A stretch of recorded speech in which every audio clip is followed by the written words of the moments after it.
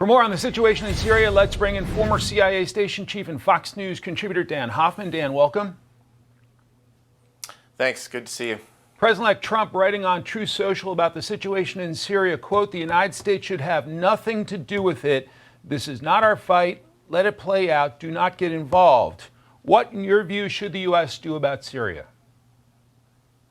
Well, I think we do have our national security at stake there. Look, this most sizable portion of that Syrian opposition is made up of terrorists, Hayat Tahrir al-Sham.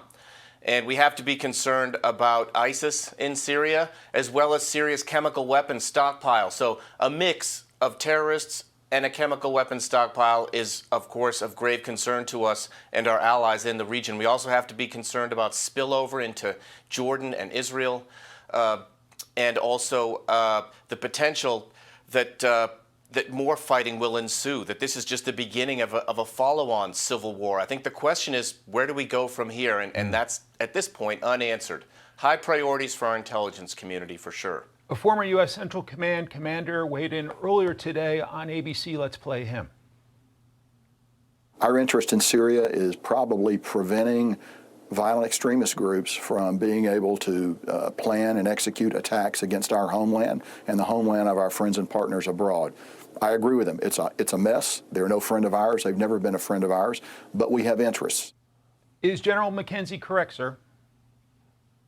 Yeah, I think he's absolutely right. That's our key national security interest. And the concern I think that we would have going forward is the potential for a power vacuum here.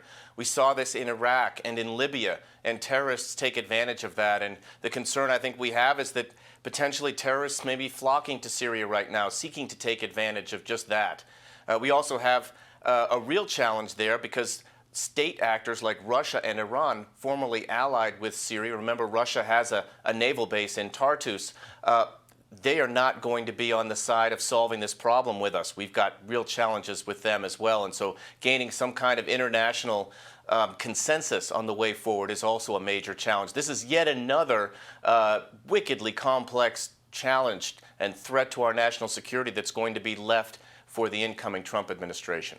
I want to remind our audience we're waiting on President Biden to speak at the White House in a matter of minutes about the situation in Syria as we await the commander-in-chief. Here is his national security advisor on this issue. We really think that there are three things we have to be particularly focused on. One, that the fighting in Syria not lead to the resurgence of ISIS. And we are going to take steps ourselves directly and working with the Syrian Democratic Forces, the Kurds, to ensure that does not happen. How do you assess that, Dan? Yeah, I think, look, we have a very small footprint right now in Syria, less than 1,000 military there right now, but we need to have that finish capability, and we need the intelligence to find and fix those terrorist targets to protect ourselves, to preempt those threats before they're visited on our allies and our homeland. And I think that is definitely a key for our national security. And again, I would just emphasize the chemical weapons in Syria, as well as Syria's Captagon production. They've been shipping this illegal drug, amphetamine, all over Europe and the region. And if terrorists gain control of the production of that drug, that's also another concern for us.